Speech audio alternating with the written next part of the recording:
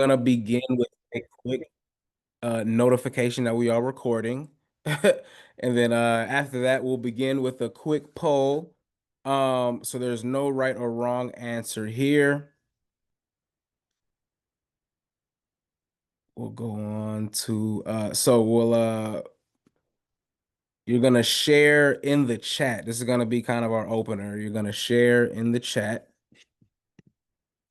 Either a 1, 3, or a 5. All right. Your one is going to be I have never heard of M3 CPI before. No idea what it is. Brand new here. Don't know anything that's going on. That's gonna be a 1. 3 is gonna be I've heard of it, but I'm still not sure if I really know what it is or what exactly M3 is, what is CPI. Or a 5 is I'm like an expert, totally know what it is, and I've participated in it before. So we'll do a quick 1, 3, 5 in the chat, as well as kind of just introducing yourself, your name, and the site that you're at.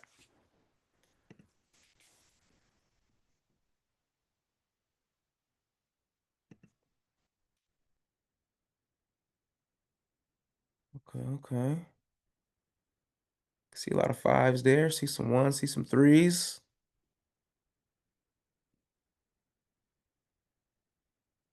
Nice. Thank you, Liv. Thanks for introducing yourself. Marla, what up? Oh, Mickey's in the building. What's good? Megan, hello. Good morning. Andrew's at a 5. Nice. All right, keep dropping those intros in the chat. Nice. Pong, what's going on? Kristen, hello. Miriam, what up? Glad you all were able to make it this morning. See some fives in there. A couple threes there still. Okay, 5. It's a good mix. Good mix. Keep on going in that chat for me if you haven't. Introduce yourself and put your 1, 3, or 5. Really to ensure I know there's a few people at a few different levels, 1, 3, and 5 is a great mix, which is exactly what we wanted. It's wonderful to see that. To ensure everyone's on the same page, which is like kind of why this kickoff exists. But even in this activity, we'll want to start with really a brief introduction. Really quickly, for those, my name is Keem Anderson. I'm the associate director at Ignite After School. So glad to see you guys. Our lovely co-host here. I have Leah introduce herself. Hello, everybody. My name is Leah Deffenbaugh. I'm the Director of Youth Development Projects at the Minneapolis Youth Coordinating Board. It's exciting to be here. All right. And so Ignite After School is home to Minnesota's continuous improvement process, our CPI process, for after school and summer youth programs. This program is called Making Meaning with Multiple Data Sets, or M3 Continuous Improvement Cycle. Continuous improvement process, you'll hear it used as CPI for short, is really all about using data to improve the quality of after school and summer programs in order to achieve better outcomes for youth participants.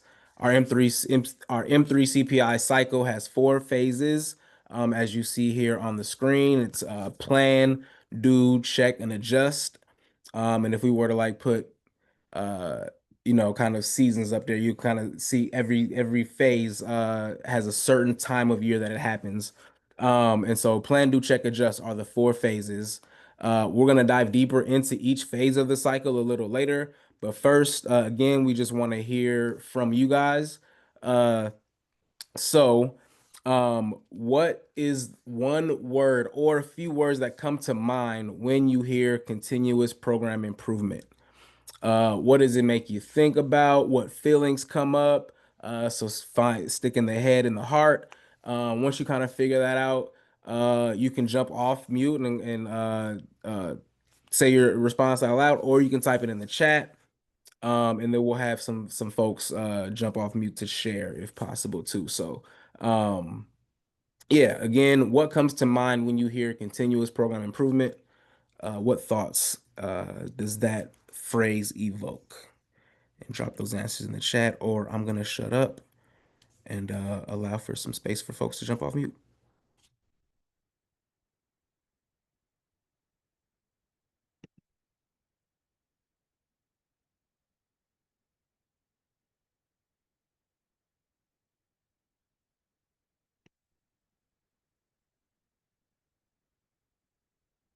Being student-centered, making sure programming fits youth interests and youth needs. Wonderful. Thanks for that. Improving programming based on student needs, progress, and interest. I love that. Love the student needs right at the center there already. Intentionality, regular conversations. Beautiful word. Love that word, intentionality. Evaluation, how do you really know you're improving in the ways you want to? Beautiful. I love that, Kristen. Thank you for that answer. Yes, all of those are exactly the thoughts that come to my mind as well when I think about CPI. Um, Being innovative and adaptive to pivot as needed towards improving for youth and families. Wonderful. I love that. Thanks, Shelby. What up, Shelby? To improve and adapt to meet student needs and interests. I love that. Yes. Makes me feel that we are being strategic in the ways we serve young people. Exactly, right. It's all about that strategy and using data to inform our strategy and our actions is exactly what CPI is all about. All right, let's move on. Thanks for sure. Or was that enough time spent on that? Am I jumping through? I know we started a couple minutes late, so I was kind of trying to Oh, good. get us through. I Okay. wanted to pull out, Brian mentioned putting the continuous into programming, and I think I love the use of that word and the fact that it is that cycle, and we are continually trying to make program better with our young people. Mm, Even if we've moved on, keep them coming. hmm.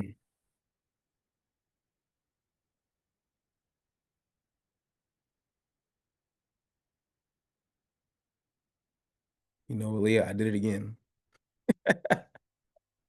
It is okay. I did it Co-presenting, again. especially in a Yeah. virtual format, is kind of funky. So, I will share our sort of kickoff focus and then I'll pass it back over to Keen to talk about Ignite. So, what are we doing here today? I saw a lot of fives in the chat, so I know that a lot of you are very familiar with this process, but we are doing it continuously, so welcome back. So today we have a few different foci, I don't know. We're going to explore the continuous program improvement and why it matters. Um, we're going to share how Ignite and partners support CPI and out of school time or OST. We are, as you all know, huge fans of acronyms here. So if you ever hear an acronym that's kind of confusing, please let us know in the chat.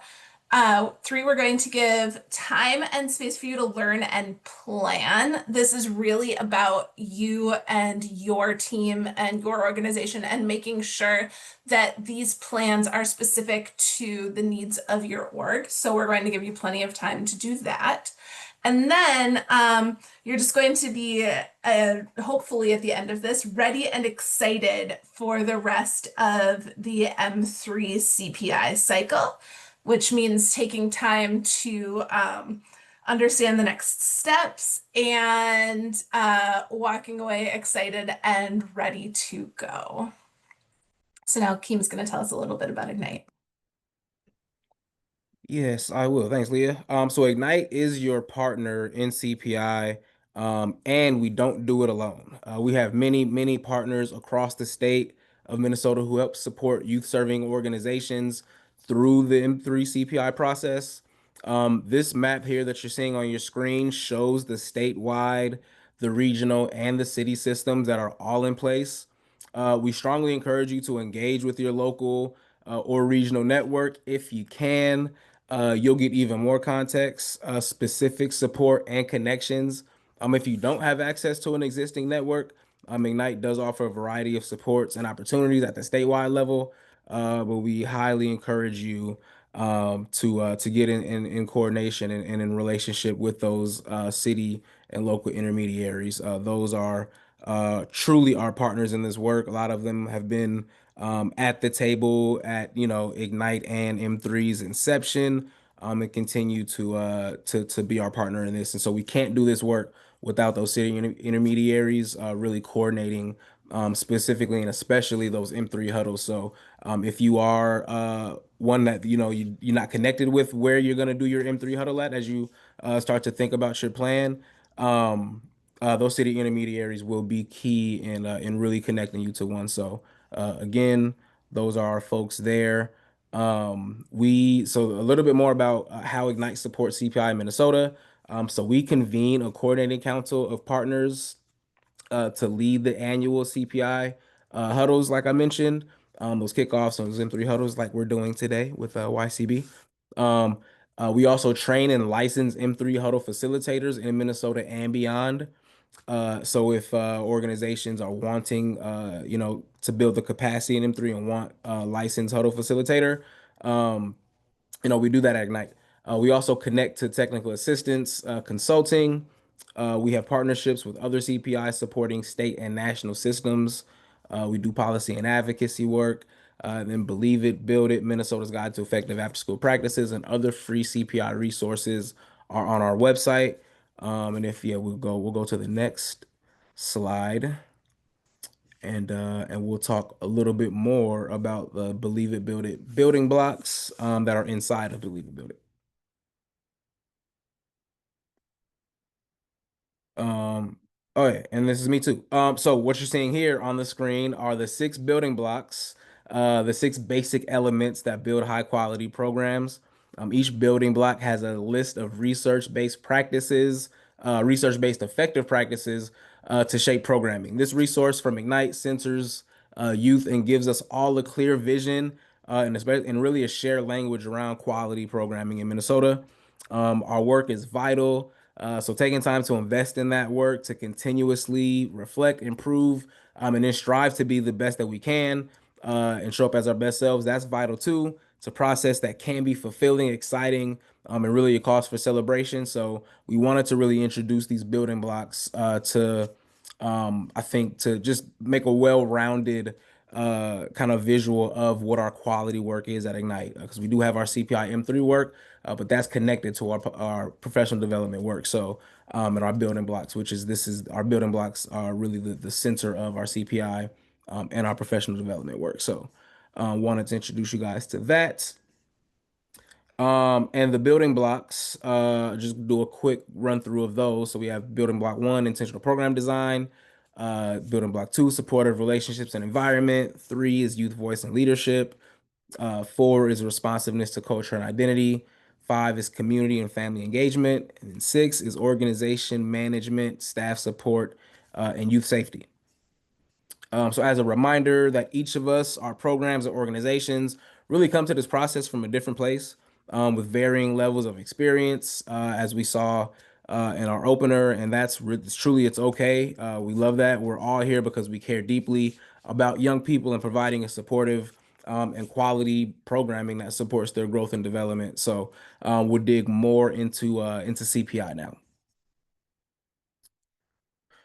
All right, so the M3 cycle was co-developed with MDE, with Beacons, and with Sprocket St. Paul at Ignite, kind of all at the table. This collaboration still collaborates with over six after-school intermediaries around the state to improve and support the CPI process, as you guys saw on that map.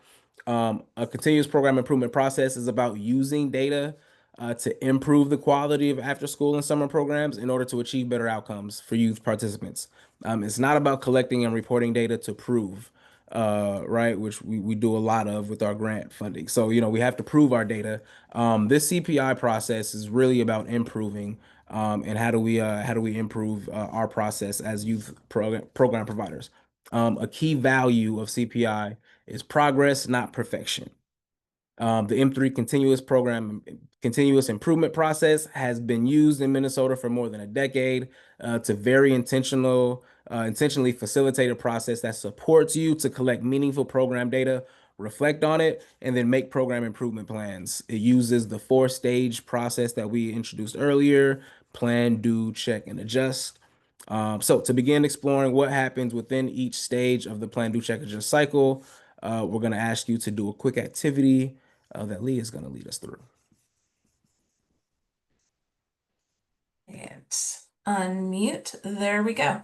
All right. So, very soon here in the chat, you should see a worksheet that looks like this. And what we're going to do is you are going to be put into breakout groups, small groups, and I want you to go through the activity. And there are different prompts here, like collect your data, and you need to choose whether that goes in the plan part of the cycle, the do, the check, or the adjust. You'll have about 5 minutes in your groups to figure that out. And then one thing that came up at our last meeting is some folks decided that maybe something fit in more than one. So, Keem, what do you think? Can something fit in more than one phase, or does it have to stay in one phase? We'll have each thing only be meant for one phase. All right. Just have Yes. one phase. Yeah. Okay. So, Devin, are we ready with groups? If not, I Wait a can. second. Whoops. Right there. Do we need to make a copy and fill this out individually within the Zoom group? Great question, Jamie. Also, I should mention, if folks have questions while this is going on, please feel free to ask them in the chat. Um, you when we bring everybody back together, we're going to do a quick check, chat, and debrief. And so it's nice for your own learning to have this filled out for yourself, but we are not going to go ahead and check everybody and see if everybody has it filled out at all. So that is up to you as learners. All right, I'm ready to open rooms. All right, so we're going to put you in a breakout room for about 5 minutes, and then we will see you back here.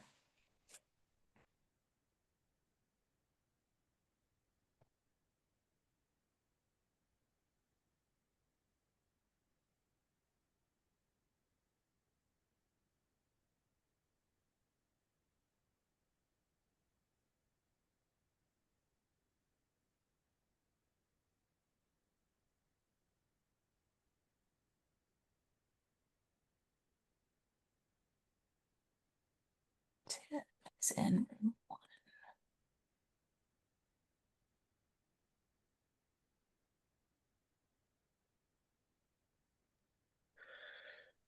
Yeah, I realized as I was reading your part, I was like, when I don't see my name, that means Leah's going. I Tim, don't make know sure you why. join your room. There we go. Like, I don't know And why I then just jumped in right there. Like, 'cause something in me was like, okay, I didn't see a name. So like, oh, maybe that's my part. But then I see my name. That's all good. yeah. Cindy is popping back in here. I'm going to bring her in. Hi, Cindy. We're just going to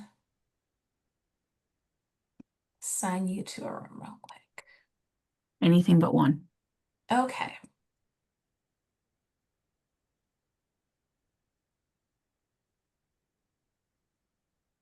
Look at this Zoom feature, billable hours. What is that? Should pop up. There we go. That's interesting. I didn't actually look at, all right, the time. We'll bring them back. 3 minutes, 4 minutes. I don't know. Mhm. Keem, I don't back everybody.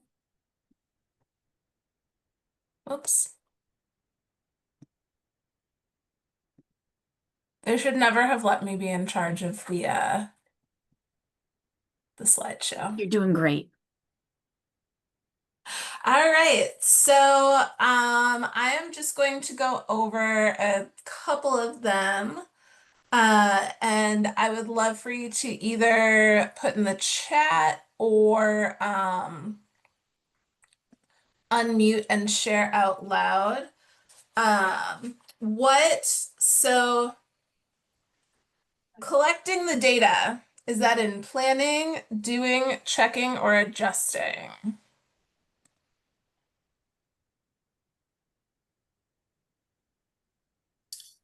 Well, some of us in our group, Leah, Span here, thought that some of the activities could occur in multiple boxes. So yes, you plan to collect your data, but then you've got to do the collection of your data. And then Uh-huh. at some point, obviously in the cycle, you'll be checking and then reconnecting with your data as you go through the improvement process. So data collection is pretty much an ongoing activity throughout the phases. But yeah, I get it. We've got to start somewhere. So plan what data you want to collect and then start collecting it so you can check on it and then use that data to adjust. I'll let it slide. I'll let Yeah. it slide. For For so this so purpose. we yeah, go ahead. No, I love that. I love that. So funnily enough, that is very similar to a conversation that we've had before, and I fully agree. And Keem, you had mentioned something correct like last Friday about data. He's like looking at me like, what? What did I say? It's fine.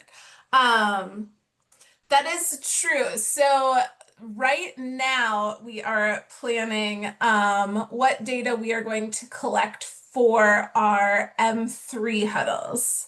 So folks keep that in mind as to sort of smush down the question a little bit. So how about let's see. Determining roles for who's going to do what in your organization. Anybody want to either come off mute or uh, write in the chat? Where does that go? Is that in the planning process, the doing process, the checking or adjusting process?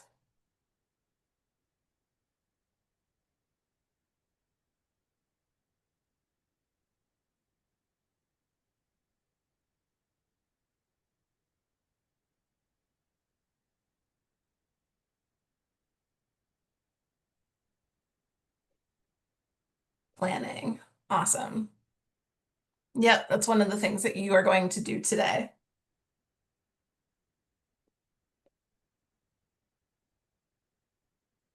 Ooh, and then adjusting. That is interesting. So you may determine roles and then once you get going, maybe do some adjusting to those roles. Good. Good. Awesome.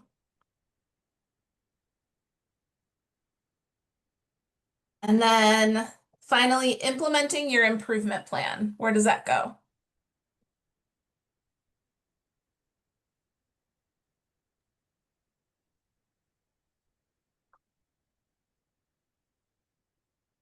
Just adjust. Adjust. Great. Yep. So we're going to implement it and then be back in 2026 before we know it.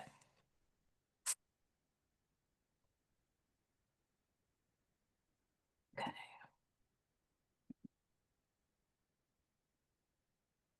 All right. So you are probably getting very, very familiar, if you haven't already, with this little circle of program improvement. Keith's going to talk about the first couple of phases, and then I'm going to talk about the second.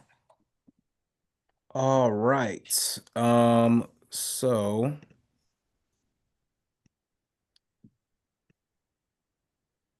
yeah, so we'll start with the first phase, which is our plan phase.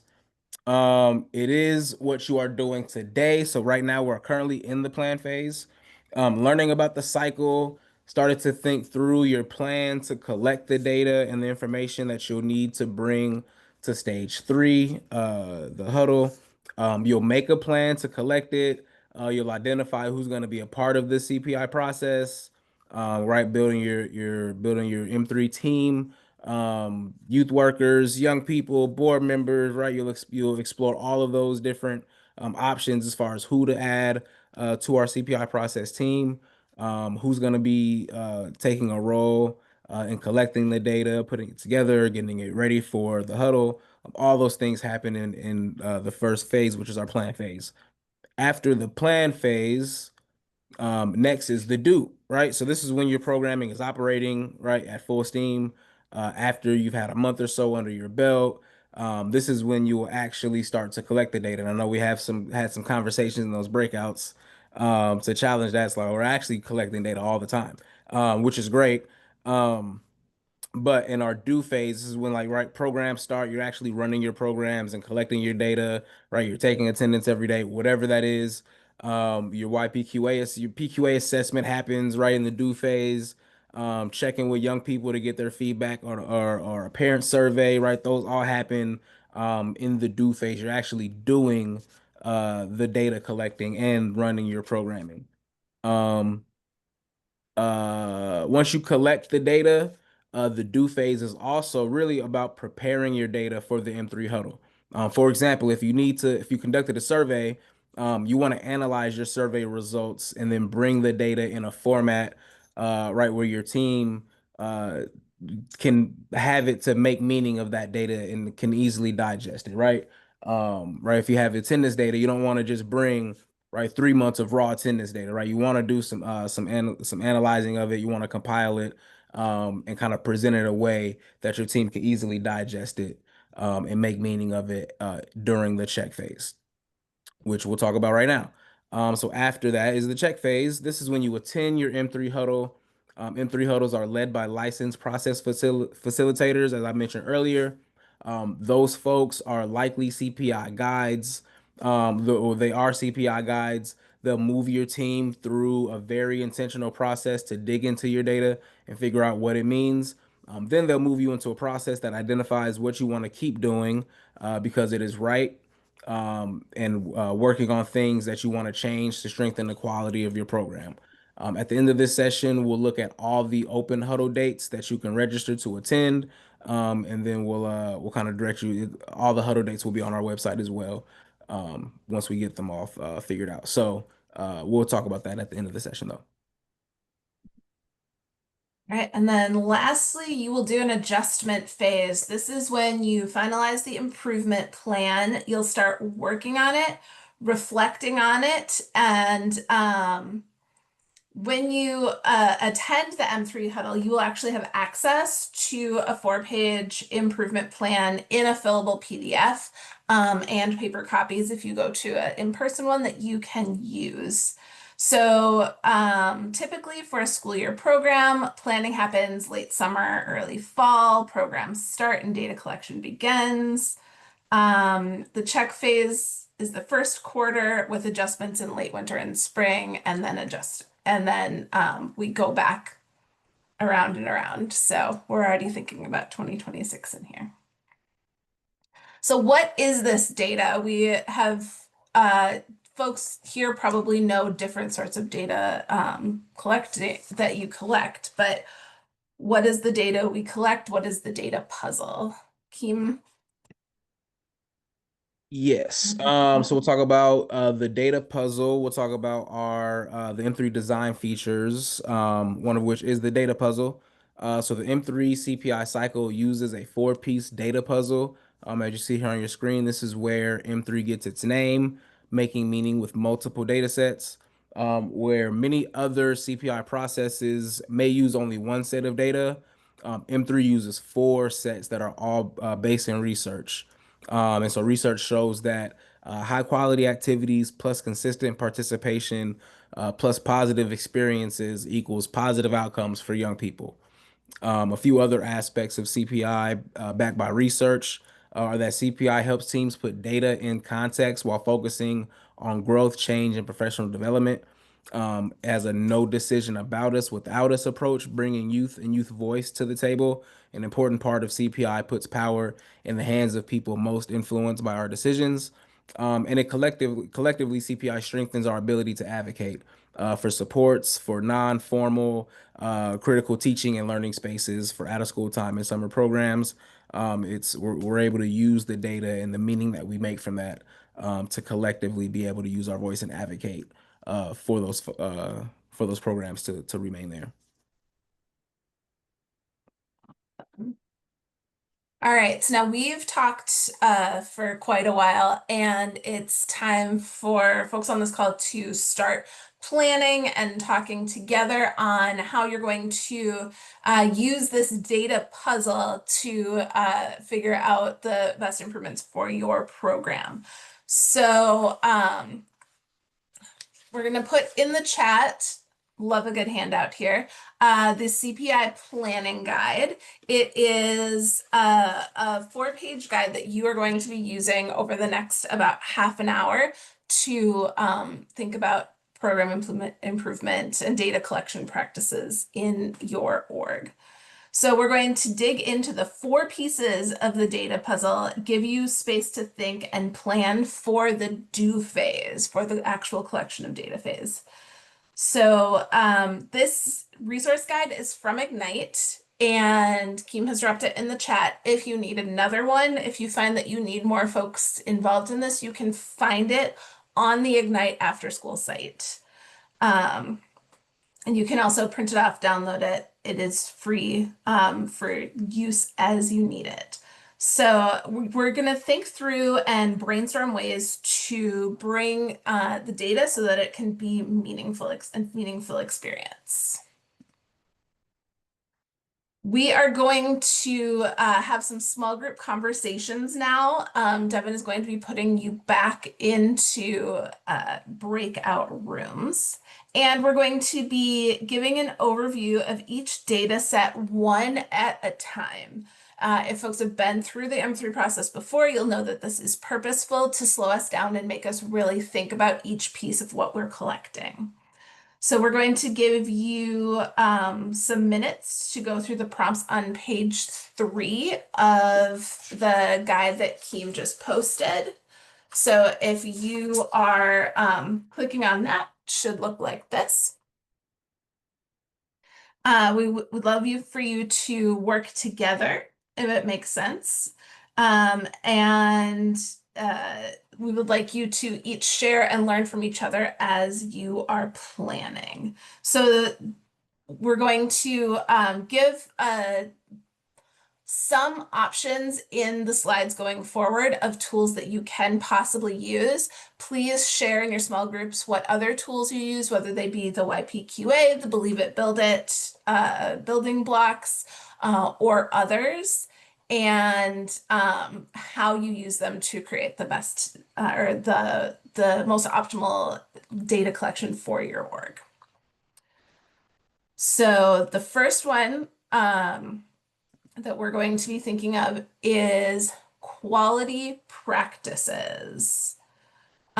So for quality practices, it's what you can see happening in a program that is linked to outcomes, measuring what can be observed. So if folks here use either the YPQA or the SELPQA, the building blocks, other things like that. Let's see. Then those are options. So what I want you to do is go to the quality practices column in your sheets, and I want everybody to have something written, notes, whatever, about how they're going to look at and collect quality practices in their org in the next few months. All right, so we are going to now go into the groups again. Devin's going to open those up for us, and then we will see you back in 5 minutes.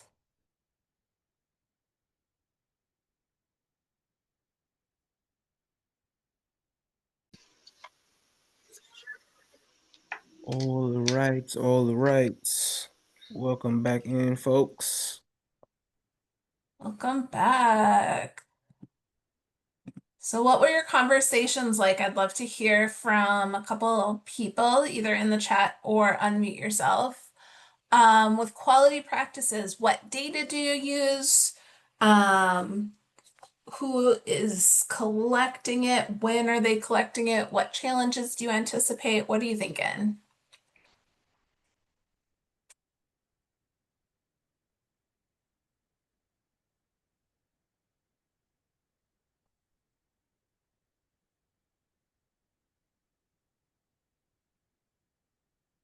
One thing we brought up in our group is, whatever tools you're going to end up using on the quality practices, um, when you first start out, you might use like an internal assessor.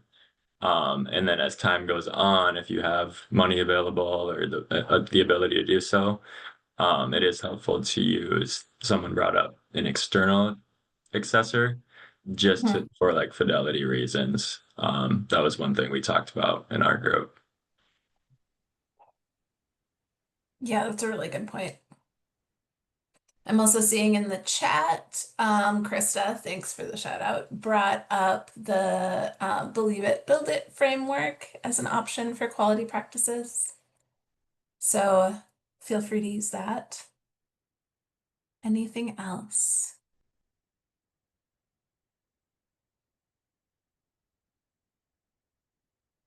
Okay. Next, Keen's going to talk about audience or attendance and participation. Yes. All right. Attendance and participation. So I mean, clear as the states, right? Bring data that shows the number of youth registered to participate, right? How many sessions you've offered to date, right? Average number of session young people attends, as well as the range. Um, for example, if you have, right, 30 sessions and you have 30 participants, how many attend 0 to 10 days, 11 to 20 days, 21 to 30 days?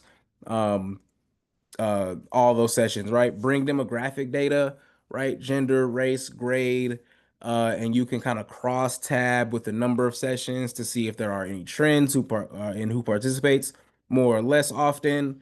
It is always more successful to bring your data analyzed, or as I mentioned earlier, not raw attendance spreadsheets, to your M3 huddle. So just those are a couple quick notes around attendance, right? So who shows up, how often, how long reveals a lot.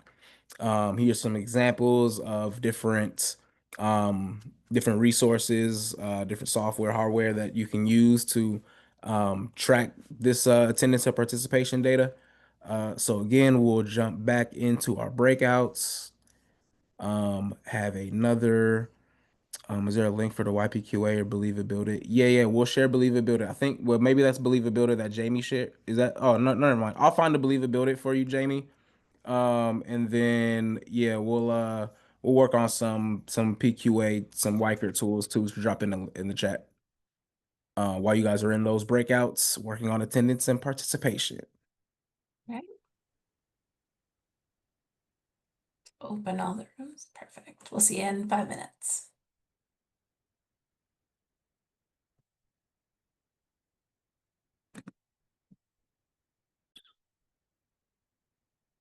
All right. Welcome back in, y'all. Thanks for living in attendance and participation.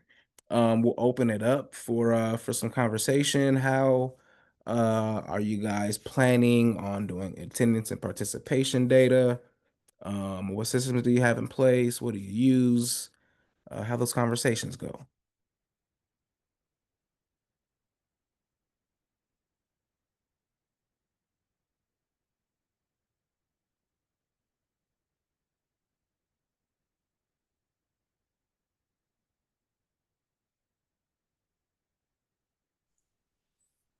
I'll go, Kim. So again, in our small group, we have some folk who are new to the process and some seasoned veterans, let's say, for want of a better word.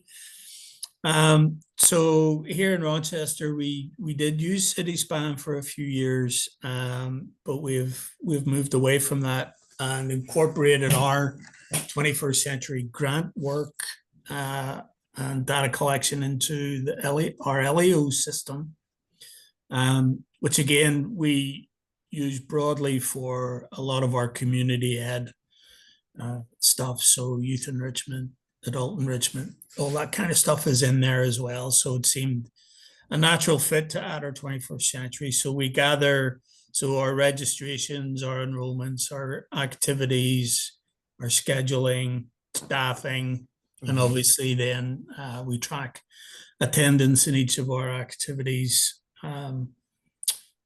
for the attendance and participation collection. So who's in the room, but also how often. they're attending, and we get some good reports out of our LEO system without having to do too much in the way of customization, which we know is another factor too. If you don't get what you want, then sometimes there's a cost to getting what you do want. And again, thinking about what we have to collect in terms of what our funder demands, as to what we would also like to collect. So that additional data that we might want out of just that. So what is it you want to collect, as opposed to just what do you have to collect to keep your funder happy? Nice. Appreciate you sharing, Brian. Thank you for that. Just checking the chat there. Folks using Salesforce tool across all of our sites to collect attendance and program data. We'll need to have a happy hour about Salesforce sometimes. But that's great. Would love Salesforce. Student youth event workers are at the registration booth, having attendees sign in and ask questions, and then taking those sign-in sheets and entering the data after the event. Wonderful. Have registration for the students to fill out for each class they are interested in participating in. Wonderful, wonderful. Yeah, so as that slide kind of mentions, right, it's what we can infer and what we can get from tracking attendance and participation data is really, really rich.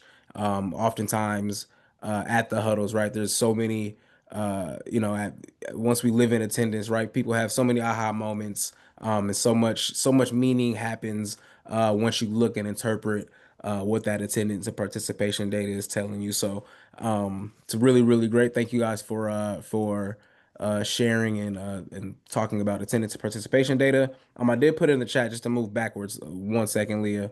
I put in the chat just the Weikert's page for their PQA assessments there. There are also going to be some opportunities to have some PQA trainings. I know Leah is going to do SEL PQA essentials session is going to be virtual coming up here, I think at the end of this month. So look out for more information on that. And then there are some opportunities to maybe have some external assessors come out to your site. If you are interested in that, just follow up with me. Let's have an offline conversation about that. But there are some opportunities for some of those external assessors to come into you guys' site too. So thanks for that. I'll throw it over to Leah now. Or is it me? Yeah, it's me still. He's like, what the heck? All right, let's live in program experiences for a minute. And then Elio. Yep, thanks, Brian. Elio is really, really great. Takes a lot of real-time data and has some cool charts and all of that stuff. It's really great software. All right, program experiences. So how many of you use a survey or other focus group processes already? Even if you do not, you can lead a reflection session with young people about their experiences in programs. Right, bring themes and notes from those youth conversations to an M3 huddle. Ask youth to answer one reflection question about the program. Consider questions that get at believability building blocks like supportive environment. At the end of each week or month, they can answer on a postcard and put their responses in a box. There's some really, really cool ways that you can track and collect those program experience data from young people. I'm sure I'm preaching to the choir right now. You guys are have a lot of creative ways that you guys are doing this. So we'll throw you back in small groups. Share with your colleagues about what you guys are doing, how you guys track program experience data. What creative ways are you using your staff capacity to do it? And we'll come back and have a conversation about it.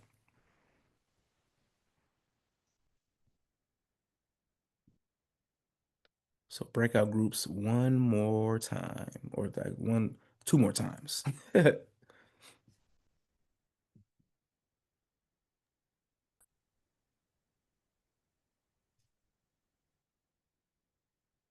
All right, welcome back, folks.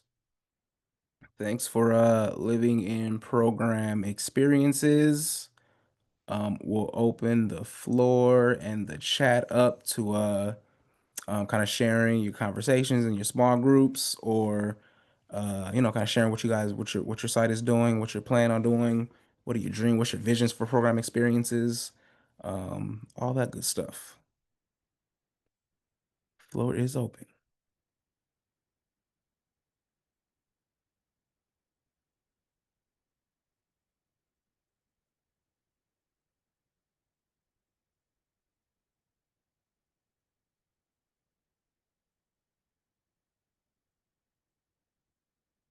I don't know if this is like specific to one thing, but I think just kind of jumping in this process last year and then the conversation that we had, kind of a reoccurring theme is like understanding why we're collecting the data. So kind of going back to that again, the mantra of like it's not about proving but improving.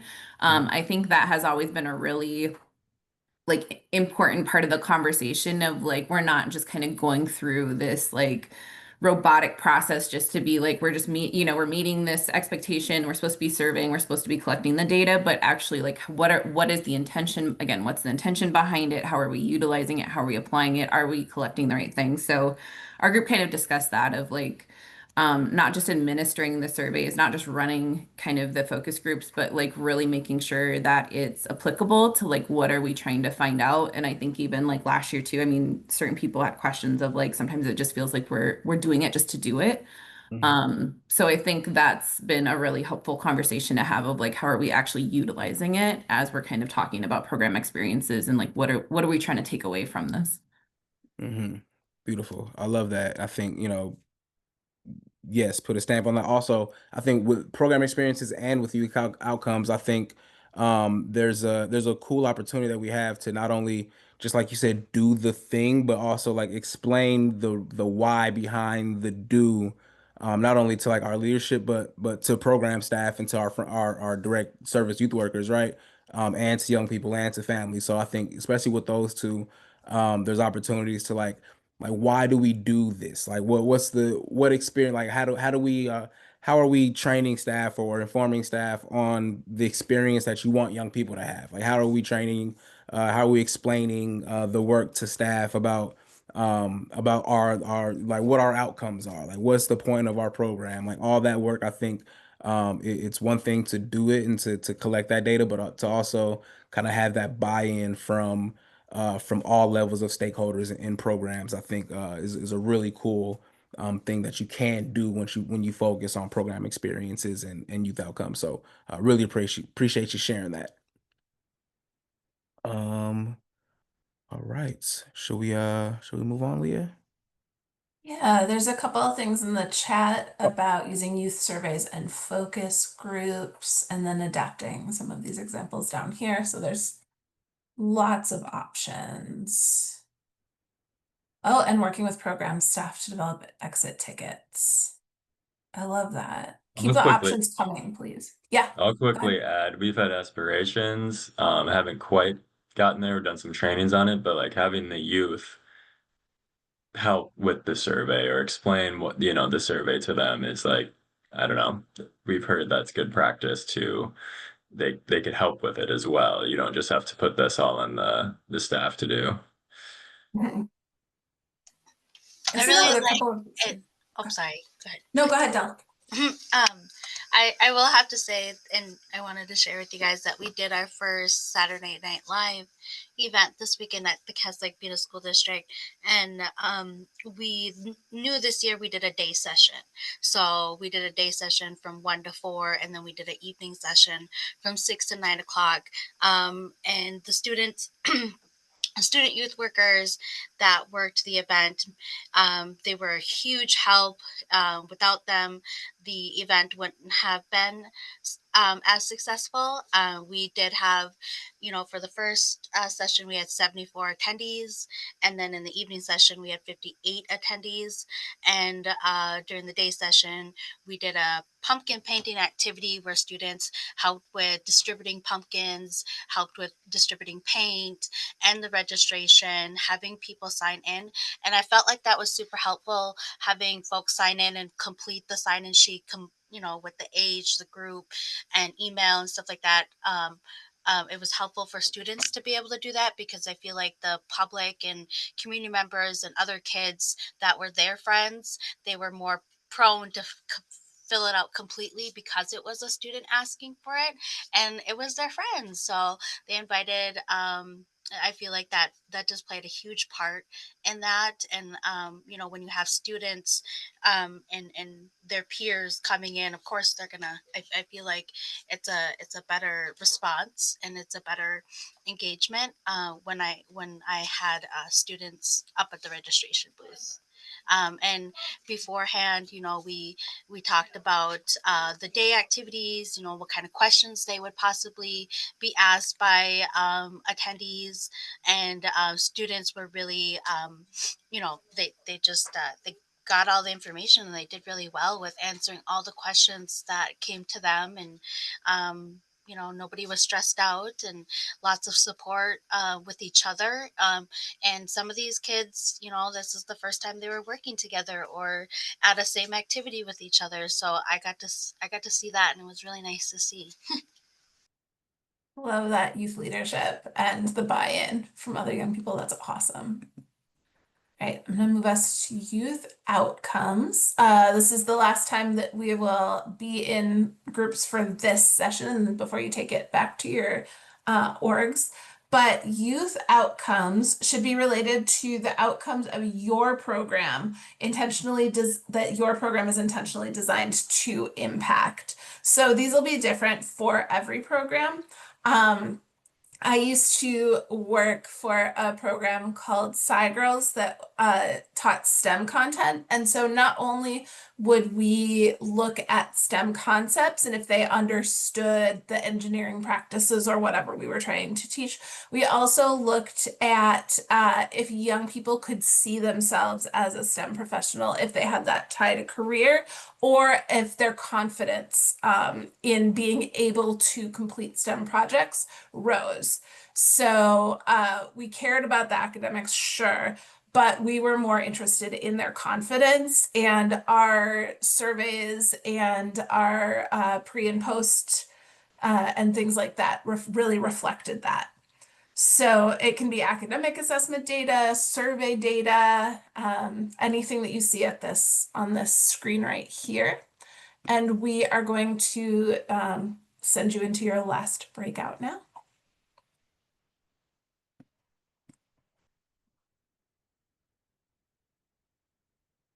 Welcome back.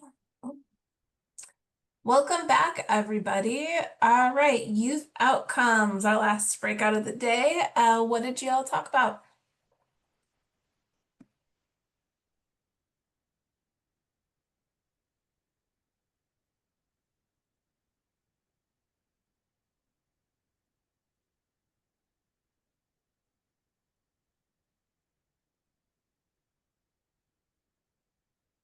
This one's set, huh? You got those youth outcomes. Our group talked a little bit about, are we measuring what we're setting out to do?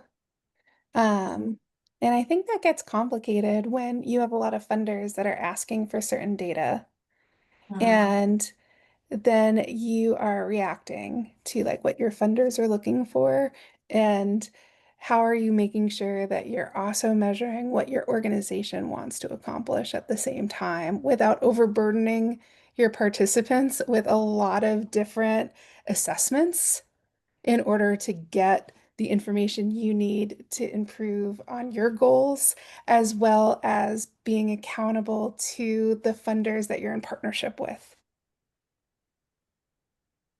Yeah, that is a huge balancing act. That was quite a lot. You have some support in the chat.